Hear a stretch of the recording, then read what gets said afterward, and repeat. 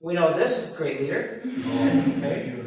We know here, Mother Teresa, Pope John Paul, which was also, along with Lech Walesa, probably one of the keys to the fall of communism in this part of the world. Einstein, this one probably the hardest.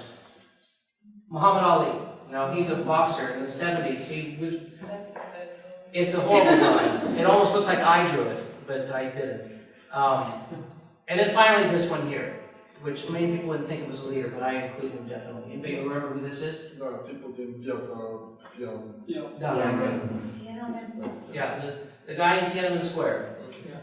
Who, and I love recounting the story. He was out shopping, he had a shopping bag, just walking to his apartment, and he saw what's going on. He saw this line of tanks. And it wasn't just one tank, there was 7, 8, 9, 10 tanks behind him, on their way to Tiananmen Square to continue the massacre on the students there.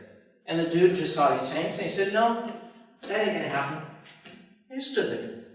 By the way, they still don't know who this guy is to this day. After the standoff was done, he walked off, disappeared. His remains were never found. His remains were never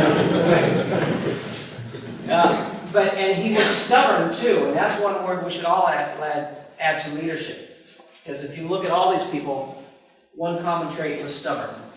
How's stubborn in Romanian? What's the word for stubborn? He was stubborn because the tank tried to go around him. The tank backed up and moved this way. Probably lasted 10 minutes, just standing there. And he actually stopped the column. That's leadership. There were a point when maybe people in China didn't see that, but people around the world saw that and were inspired. Inspiration. There's another term for leadership.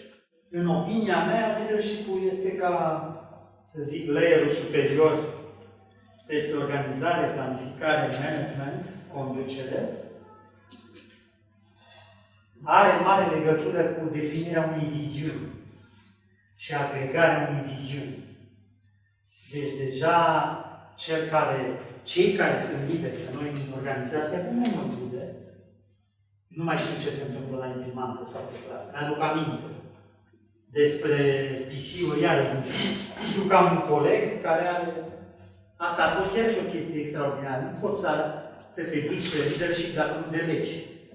Dacă eu am renunțat mereu să fac diverse chestii. Și îmi plăcea extraordinar să vând PC-uri.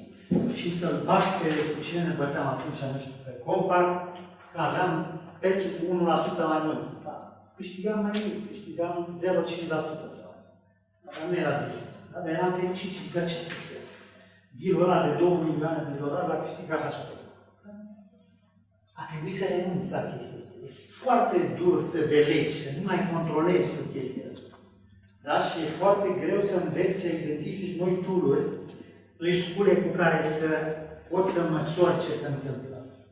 V-ați sfătuit pe toți să țineți cât mai mult legătura cu alma materul vostru sau alte școli și să predați. Există în momentul de față sistem, nu mai este chestia aia cu asistent, sigur că există, dar nu aia mai contează. Majoritatea școlilor bune au foarte multe cadre didactice care nu didați, nu sunt profesori. Vin din lumea business-ului și au o oră pe săptămână în care predau ceva. Că e IT, că e sociologie, că e... dar ceva practic. Nu importă ce predați. Puteți să predați înmulțirea bencilor în vița de vie. Nu asta e important. Importantă este relația voastră cu generația de după voi. Din două motive. Este bilaterală această nevoie. Pe de o parte, pentru că voi păstrați legătura cu ei, reușind să transmiteți înainte de a se virusa elementele voastre importante. Sigur că se transmite și virusul, fără discuție. Dar cei care o fac din pasiune, cei care o fac pentru că simt această nevoie de a relaționa cu cei tineri, reușesc să-și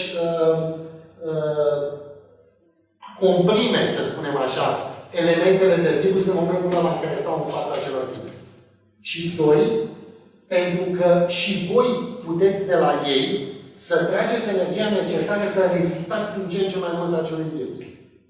Una dintre cele mai mari satisfacții pe care le am este exact atunci când stau la catedră. Când stau în fața unor tineri de 18-22 de ani.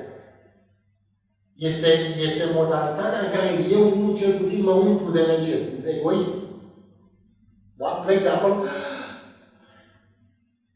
Încerc pe cât posibil să și dau. Dar relația aceasta, apropo de ce putem face, este unul dintre lucrurile pe care le putem face. Același lucru la locul de muncă.